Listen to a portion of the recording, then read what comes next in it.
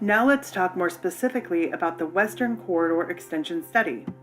As discussed in the study overview presentation, the planned Wake BRT Western Corridor will connect downtown Raleigh to downtown Cary. The Western Corridor Rapid Bus Extension will build onto that route, extending service to Research Triangle Park. The study area, shown in gray, is bordered by NC 55 to the west, I-40 to the north and east, and Cary Parkway to the south. The next set of slides take a closer look at current and forecasted data for various population groups, roadway congestion, and other transit demand characteristics within the study area. This information provides critical guidance as we move toward developing transit routing and rapid bus service alternatives for the Western Corridor Extension. Both population and employment density in the study area have increased over the last decade and will continue to grow. The 2020 population of the Western Corridor study area was 116,000 residents. This number is expected to grow 17% by 2045, which is a slightly slower pace than projections for the rest of the region. However, new job opportunities are expected to increase by 47% in the same time period. Located mostly in Wake County but partially in Durham County, this growth rate is consistent with the rest of the region. However, new job opportunities are expected to increase by 47% in the same time period.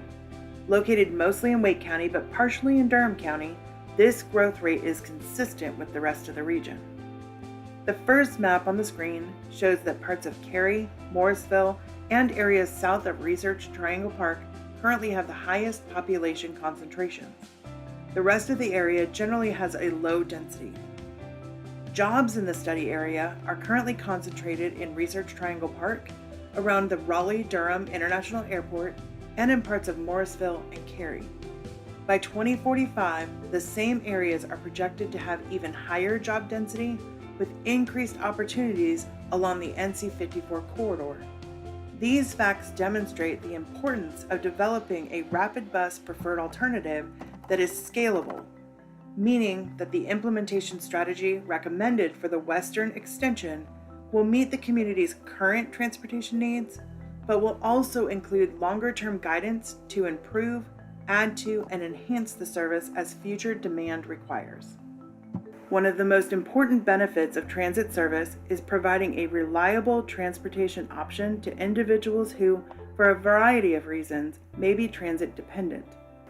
How well the rapid bus solutions and routing alternatives we develop improve access and mobility for these populations will likely be a critical factor in the alternatives evaluation process.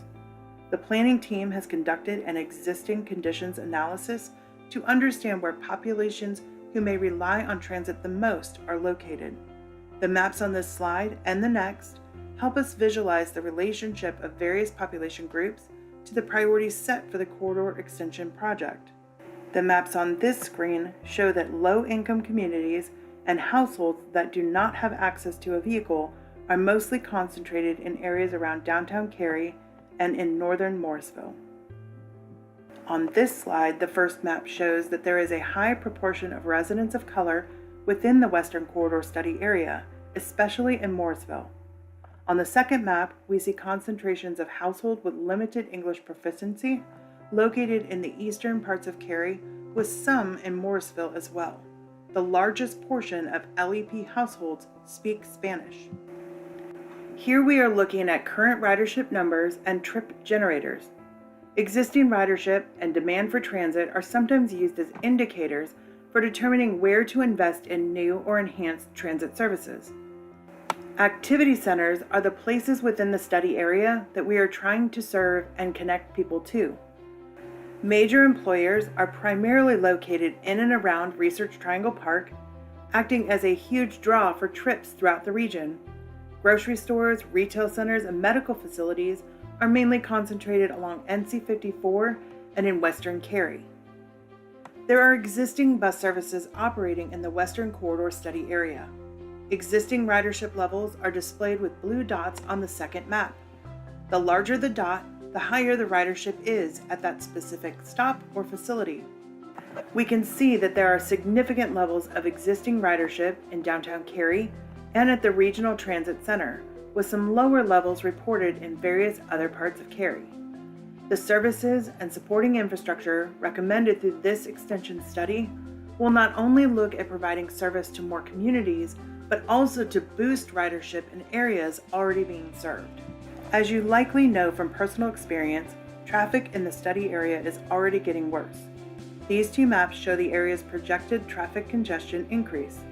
On the second map, we see that major highways, Route 54, and other arterial roadways will be at or above maximum capacity during peak travel hours by 2045.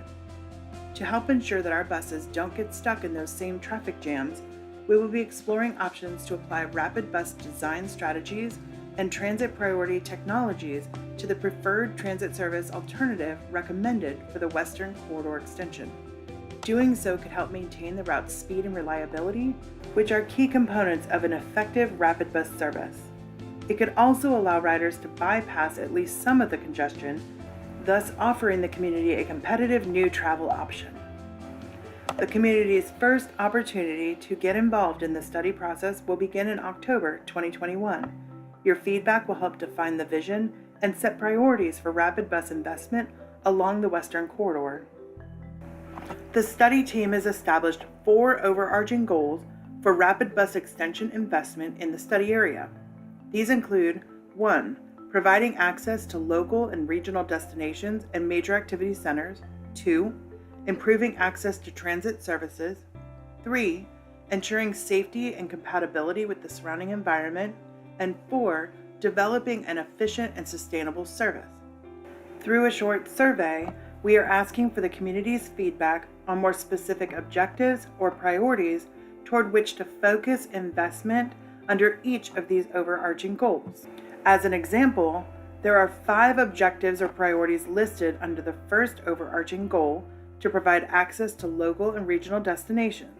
They include access to employment within the study area, connections to employment outside the study area, connections to daily activity centers like grocery stores, retail outlets, schools, and healthcare facilities, access to opportunities to transfer to other modes of travel, or supporting economic development through connectivity with planned land uses and transit-oriented developments. The study team will use this community feedback to guide the development of routing alternatives and to define the evaluation criteria against which to compare and contrast them.